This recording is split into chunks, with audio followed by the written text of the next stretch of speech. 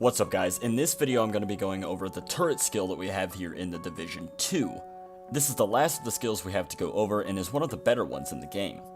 Now I have gone over all the other skills in their own videos, so be sure to check those out and subscribe if that's interesting to you. The turret has 4 different variants, all good for different things. First up is the sniper. This one is always the one I want to be really good. Something about the idea of having a sniper in my back pocket is something I've always liked. But this is one of those things that's better in theory than in practice. The duration is good at 300 seconds and the damage is sniper equivalent at 111,000. But I either have the worst luck in the world or something is wrong because these never hit headshots for me. I have never seen that happen, so it probably can't. It shoots 5 shots, so you can either target 5 different enemies or the same one 5 times. Like I said, in theory that's great, but it takes so long to actually fire that the shot is a lot of the times too late or is not going to go off at all because the enemy will duck back into cover before the thing even goes off. Or the line of sight will get obscured by a blade of grass or something stupid like that.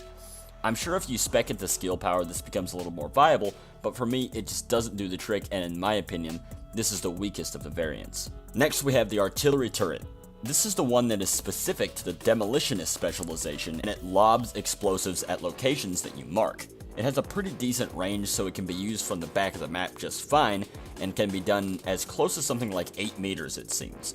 It has the same cooldown and duration as the sniper, with a little less damage at 85,000 with the perk upgrade on it.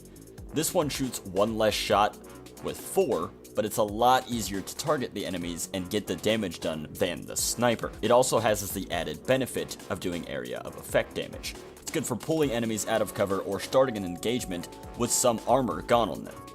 I like this one a lot and I find myself wanting to use it with my playstyle since I like to sit back with a sniper a lot of the time. The only time this guy struggles is when you're indoors because the arch is super high, so it can get snagged on just about everything that's in there and sometimes you won't notice it. Moving on, we have the assault turret. This is the basic form of what a turret does. You set it down and it shoots stuff. Pretty easy to understand. The cooldown is shorter at 102 seconds as well as the duration at 120 seconds, so it's a little more spammable than the others and shoots a pretty good fire rate while maintaining a damage of 5,000 with my stats, which aren't at all spec'd around skills. I find that setting this guy up in one position or vantage point is really good for adding a little extra fire into the enemies.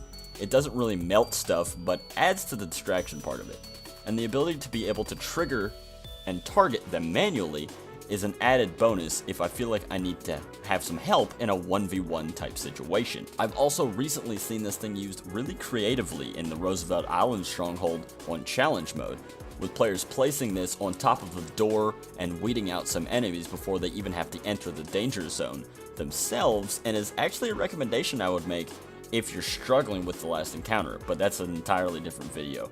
All in all, a well-rounded variant. Last but not least, we have the Incinerator. This little guy is a flamethrower that sprays out its fire 15 meters in about a 45-degree swath in front of the target, oscillating like a fan in the direction that it's pointing.